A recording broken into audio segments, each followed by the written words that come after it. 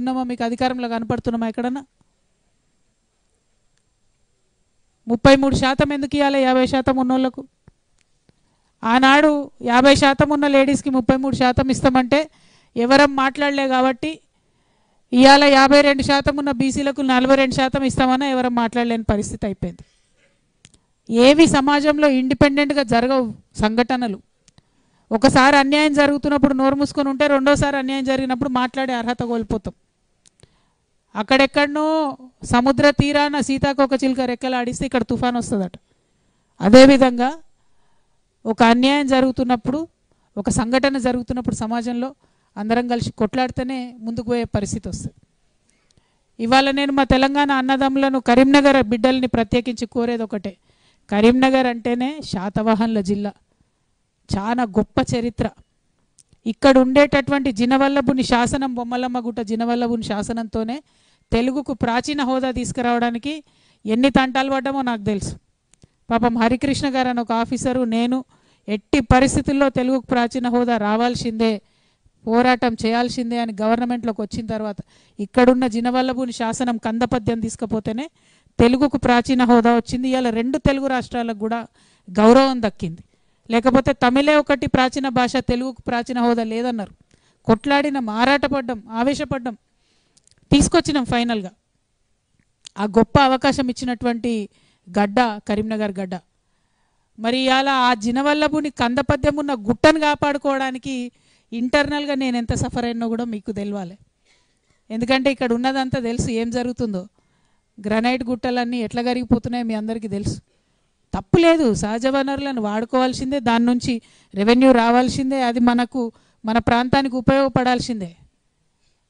కానీ గవర్నమెంట్ 10 మీటర్లు తవ్వమంటే 100 మీటర్లు తవ్వినా చూసి చూడకుండా ఉంటాం. ఎందుకంటే మేమే ఎమ్మెల్యేలం, మేమే ఎంపీలం, మేమే అందరం ఉన్నాం అనుకుంటూ పోయినందుకే ఇవాళ ఎంత నష్టం జరుగుతున్నది. ఈ కరీంనగర్ నుంచి వేములవాడ పోతే దుమ్ముకు వశం కూడా కాదు పోవడానికి. మీ అందరికీ తెలుసు, రోజు రోజు కష్టాలు పడుతున్నాం. మీ అందరికీ ఏమంటాం, ఏమనలేం. ఎందుకంటే ఇక రకరకాల బంధనాలు వచ్చినాయి, వాటిలో జోలికి పోతే నేను బాగుండదు, వ్యక్తుల పేర్లు చెప్తే బాగుండదు. కానీ ఇప్పుడు కూడా నేను కోరేది ఒకటే, ఇక్కడ ఉండేటటువంటి గ్రనైట్, ఇక్కడ ఉండేటటువంటి రాబడి వచ్చేటటువంటి మార్గం, ఎందుకంటే అంతకుముందు ఉమ్మడి కరీంనగర్ జిల్లా అంటే మీకు సింగరేణి ఉంటుండే, ఆదాయం వస్తుండే. ఇవాళ ఆదాయం వచ్చేటటువంటి ఏకైక మార్గం గ్రనైట్. సీనరేజ్ ఉంటే ఏదైనా డెవలప్ అయి ఉంటే అవుతుందేమో అంటే. కానీ అసలు ఏ రోడ్డు చూడండి, నిన్న మేము అన్ని చోట్లకు పోయినాం. రావడమే మేము హుజురాబాద్కు పోయినాం, మానకొండూరు పోయినాం. ఎక్కడ ఏ రోడ్డు చూడండి దారుణమైన పరిస్థితి.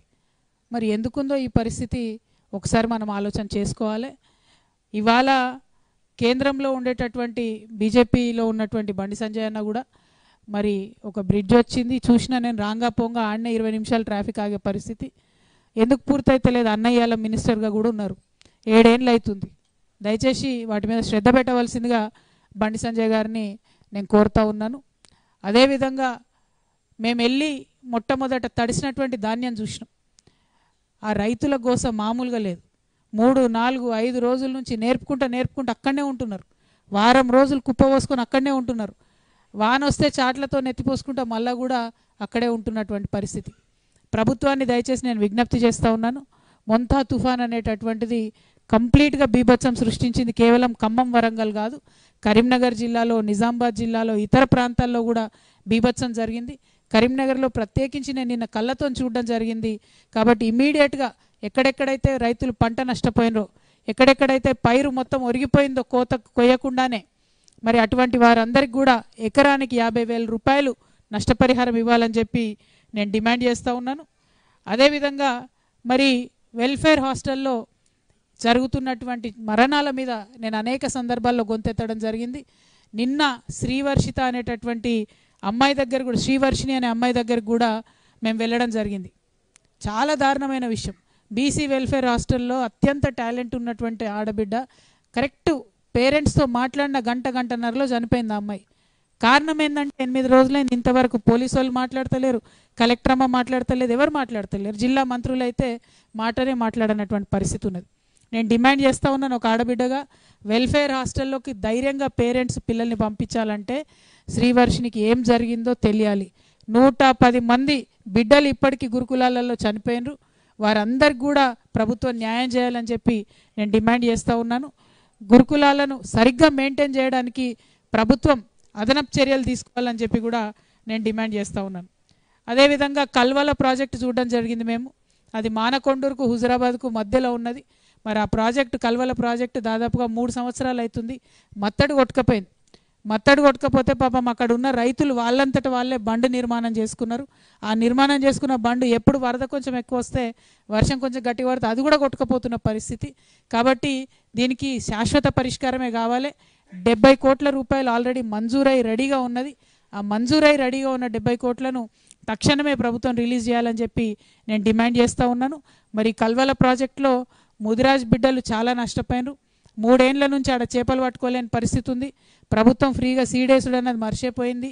ఆ కట్ట రిపేర్ అయితే తప్పితే అక్కడ చేపలు పట్టుకొని బతికేటటువంటి దాదాపు 180 కుటుంబాలు ఉన్నాయి. వాళ్ళందరికీ కూడా ఇబ్బంది అయ్యేటటువంటి పరిస్థితి ఉంటుందని చెప్పి కూడా నేను తెలియజేస్తూ ఉన్నాను. మరి ఆడికెళ్ళి పోతుంటే మాకు వచ్చినటువంటి చాలా సీరియస్ రిక్వెస్ట్, ఈ అర్కండ్ల కన్నాపూర్ అనేటటువంటి రోడ్ ఏదైతే ఉందో అది నిరంతరం కూడా మొత్తం వాగు దాని మీదకి వెళ్ళి పొంగి పొర్లుతున్నది, ఇబ్బంది అవుతున్నది. తక్షణమే పూర్తి చేయాలని ప్రభుత్వాన్ని డిమాండ్ చేస్తూ ఉన్నాను. అట్లానే గుండ్లపల్లి టు గన్నేరువరం రోడ్ కూడా తొందరగా పూర్తి చేయాలని చెప్పి స్థానిక ఎమ్మెల్యేలను నేను డిమాండ్ చేస్తూ ఉన్నాను. ఇంకా ఆ తర్వాత ఇక్కడ మనకు ప్రత్యేకమైనటువంటిది రామడుగు మండలం. అది చాలా ప్రత్యేకతతో కూడుకున్నది. ఎందుకంటే మన రాష్ట్రం మొత్తంలో ఎక్కడన్నా పురాతన శిల్పశాస్త్రం తెలిసినటువంటి, శిల్పకళ వచ్చినటువంటి బిడ్డలు ఉన్నారంటే అక్కడ మాత్రమే. మరి వారిని కాపాడుకోవాల్సినటువంటి బాధ్యత మన మీద ఉన్నది. అక్కడ కొన్నే కుటుంబాలు ఉన్నాయి. నేను ప్రభుత్వాన్ని రిక్వెస్ట్ చేస్తూ ఉన్నాను, అక్కడ కలెక్టర్ గారిని రిక్వెస్ట్ చేస్తూ ఉన్నాను. తర్వాత లెటర్ రూపంలో కూడా వారికి ఇచ్చి వారిని ఫాలోఅప్ చేయడం జరుగుతుంది. ఖచ్చితంగా ఒక 5 ఎకరాలన్నా ఆ శిల్పులకు జాగా ప్రభుత్వం నుంచి ఫ్రీగా ఇవ్వాలని డిమాండ్ చేస్తూ ఉన్నాను. ఇదివరకు ఉన్నటువంటి గవర్నమెంట్ ఆర్డర్స్నే వాటిని మీరు ఫేవరబుల్గా తీసుకొని వారికి ఉచిత కరెంటు కూడా ఇచ్చేటటువంటి ప్రయత్నం చేయవచ్చును. ఆ వెసులుబాటు వాడుకొని ప్రభుత్వం వారికి ఉచితంగా కూడా కరెంట్ ఇవ్వాలని చెప్పి నేను ఈ సందర్భంగా డిమాండ్ చేస్తూ ఉన్నాను. అదేవిధంగా మరి కరీంనగర్ పట్టణం మీ అందరికీ తెలుసు. కేసీఆర్ గారు ఆనాడు హైదరాబాద్ కాదు స్మార్ట్ సిటీకి వచ్చే డబ్బులు 1000 కోట్లు కరీంనగర్కి వాడుకోండి అని చెప్పి గవర్నమెంట్ నుంచి అఫీషియల్గా హైదరాబాద్ బదులు కరీంనగర్కి స్మార్ట్ సిటీ స్టేటస్ ఇస్తూ ఆనాడు నిర్ణయం